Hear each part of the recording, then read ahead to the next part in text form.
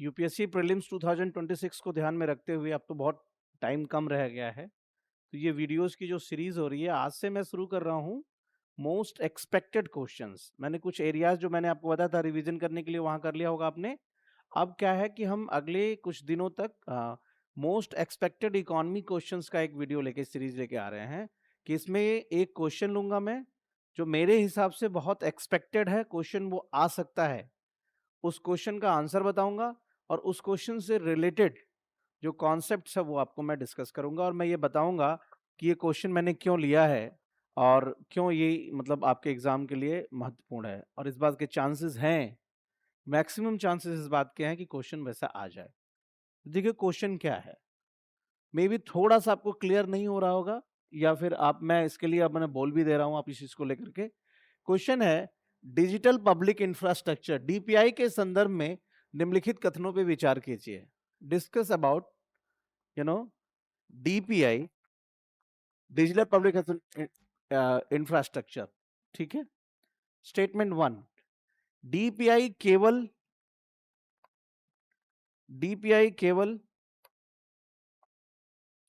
सरकार के स्वामित्व वाले बंद प्लेटफॉर्म क्लोज प्लेटफॉर्म के संदर्भित करता है जो डेटा सुरक्षित सुनिश्चित करते हैं। तो देखिए यूपीएससी के कुछ टर्मिनोलॉजीज होते हैं वो इंपॉर्टेंट होते हैं। ठीक है, जैसे यहां लिखा है closed platform only for government, सरकार के लिए।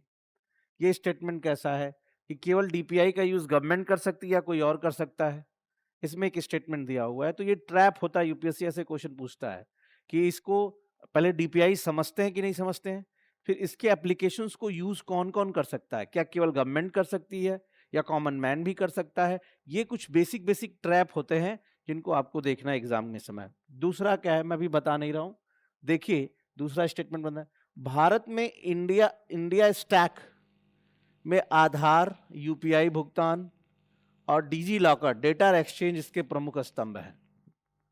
तो इंडिया में डीपीआई को बाहर के लोग इसे इंडिया स्टैक कहते हैं। और तीसरा क्या है, अकाउंट एग्रीगेटर्स फ्रेमवर्क डीपीआई का हिस्सा है जो उपयोगकर्ता की सहमति कंसेंट के आधार पर डेटा साझाकरण को सक्षम बनाता है। ठीक है, यानी account aggregates a kind of part of DPI framework which transfer data with the consent of user, consent of users के साथ पे वो ट्रांसफर डेटा करता है।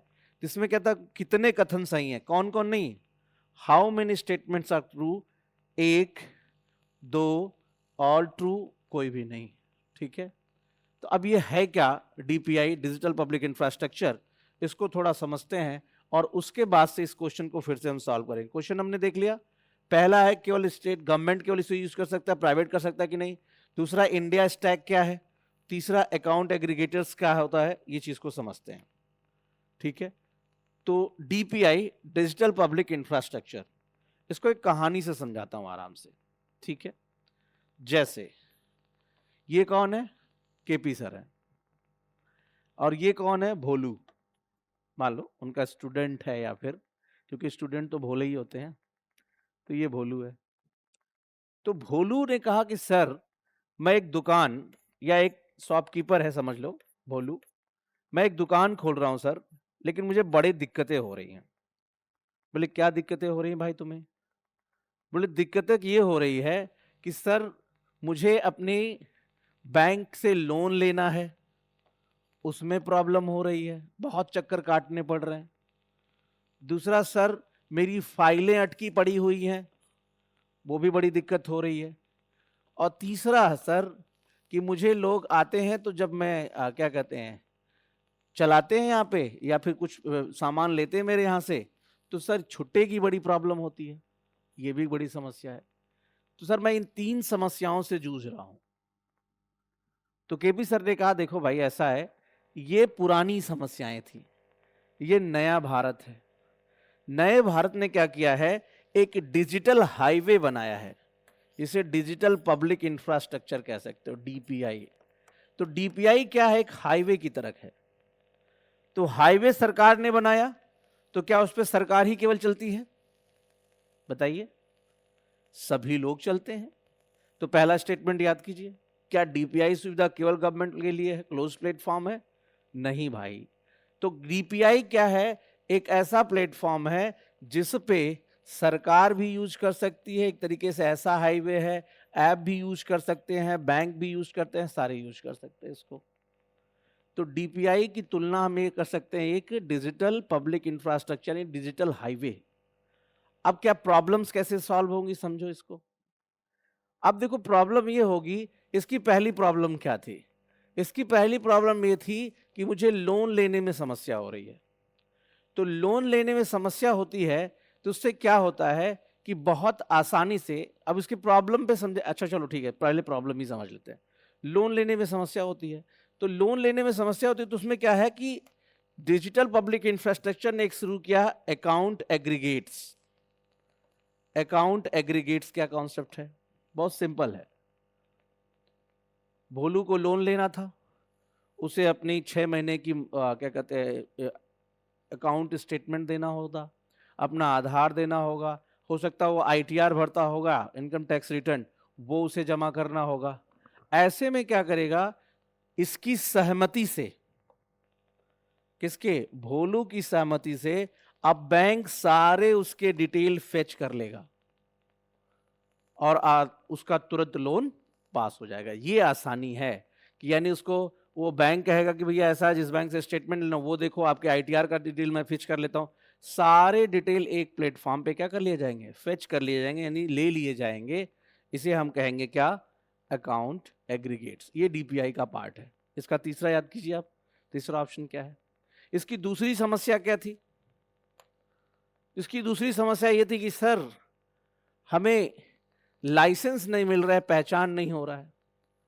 तो अब क्या है, अपने दुकान का रजिस्ट्रेशन करवाने के लिए बायोमेट्रिक का यूज करके आसानी से यूज कर सकता है। ठीक है, बायोमेट्रिक दिया, इसके जो भी फाइल थे वो वहां पे एक साथ भी क्या हो गए? सिंगल विंडो क्लियरेंस, डिजिटल के माध्यम से क्लियर हो गए। तीसरी एक समस्या इसकी क्या है कि भुगतान लोग कर रहे हैं लेकिन छुट्टा नहीं मिल रहा है। तो उसने कहा यूपीआई, यूपीआई अपने यहां लगा लो, स्कैनर लगा लो, लोग आ रहे हैं, स्कैन करके पेमेंट तुरंत हो जाएगा। तो ये यूपीआई की सुविधा इससे मिल गई। अब देखिए क्या है, चौथी चीज क्या है कि डीपीआई जो है ना, डिजिटल पब्लिक इंफ्रास्ट्रक्चर, इसके 3 लेयर हैं। पहला तो पहचान यानी आधार,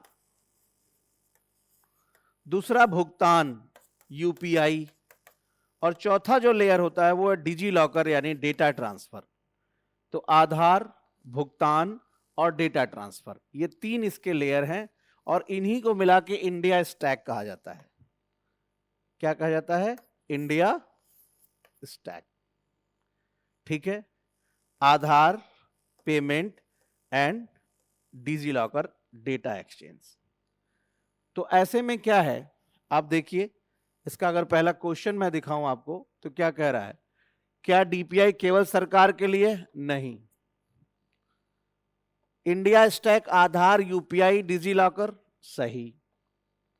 तीसरा अकाउंट एग्रीगेटर्स, जो मैंने अभी बताया, डेटा ट्रांसफर कर सकते हैं, सही। तो इसका आंसर होगा बी, केवल 2 सही। अब देखिए लगे हाथ समझ लेते हैं कि डेली लाइफ में डीपीआई, डिजिटल पब्लिक इंफ्रास्ट्रक्चर का क्या रोल है। और यही कारण है, ये क्वेश्चन जरूर आएगा, क्योंकि ये e governance, ease of living, ease of doing business जो सरकार का प्राइम फोकस है, इस तरफ ये काम आसान कर रहा है। इसलिए पक्का मान के चलिए डिजिटल पब्लिक इंफ्रास्ट्रक्चर एक ऐसा टॉपिक है, इससे क्वेश्चन आएगा ही आएगा। तो डेली लाइफ में डीपीआई का क्या यूज है समझिए। राशन की दुकान पे आधार कार्ड दिखा के आप राशन ले सकते हैं।